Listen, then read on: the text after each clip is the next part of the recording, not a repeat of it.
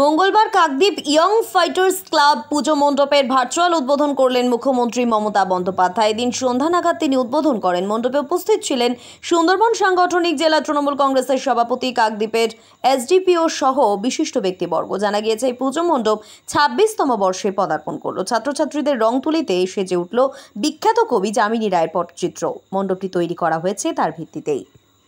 কিন্তু young fighters ক্লাবের মতো ক্লাব হলে বোঝা যায় যে কোনো অংশেই কলকাতার থেকে কিন্তু কম এই ক্লাবের পুজো হয় না, এবং প্রত্যেকটা দিনই প্রায় কিছু না কিছু অনুষ্ঠান থাকে।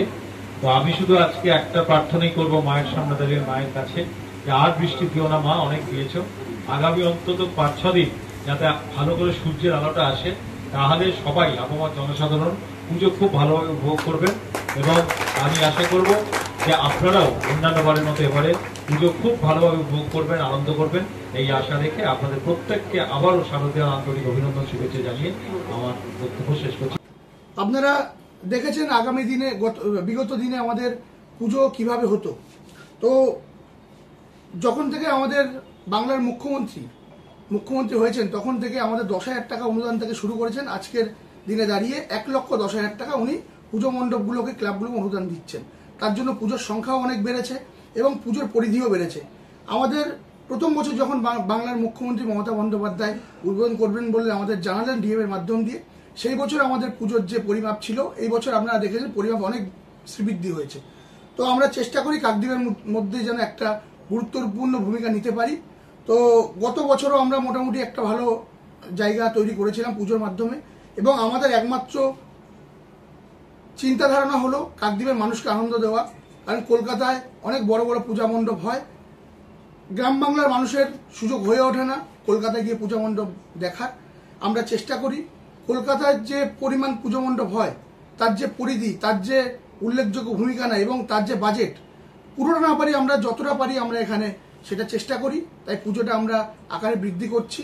তাই এর জন্য বাংলার মুখ্যমন্ত্রী মাননীয় মমতা ব্যানার্জিকে অনেক অনেক ধন্যবাদ জানাই। ক্লাবগুলির পাশে আছে এবং পূজা মণ্ডপগুলির পাশে আছে। শুধু আপনারা দেখছেন এমএন নিউজ। সব খবর সবার আগে পেতে লাইক এবং ফলো করুন আমাদের পেজটি।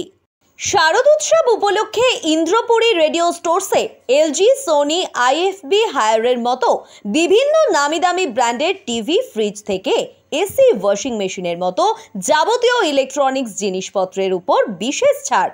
আজই আসুন আর সহজ মাসিক কিস্তিতে নিয়ে যান আপনার পছন্দের জিনিস। আমাদের ঠিকানা কাকদ্বীপ পোস্ট অফিসের নিকট, কাঠপোলের ঠিক পাশে। ফোন নাম্বার 9732601584 এবং 9734944198। নমস্কার, আমি সুরজিৎ। কাকদ্বীপ ড্রিম মোবাইলের পক্ষ থেকে সবাইকে জানাই শুভ শারদীয়ার প্রীতি শুভেচ্ছা ও অভিনন্দন। শারদোৎসব উপলক্ষে ড্রিম মোবাইলে এখন যে কোনো ব্র্যান্ডের ফোনের উপর হিউজ ডিসকাউন্ট, সঙ্গে আকর্ষণীয় উপহার। সঙ্গে পাচ্ছেন বাজাজ, আইডিএফসি, আইসিআইসিআই এর মতো বিভিন্ন ফাইন্যান্স কোম্পানির মাধ্যমে সহজ কিস্তিতে বিভিন্ন নামি দামি ব্র্যান্ডের ফোন কেনার সুবর্ণ সুযোগ। আমাদের ঠিকানা কাকদ্বীপ বিদ্যাসাগর মার্কেট, দৈবকী কফি হাউসের ঠিক পাশে। যোগাযোগের নম্বর 7098940858 এবং 8250669766।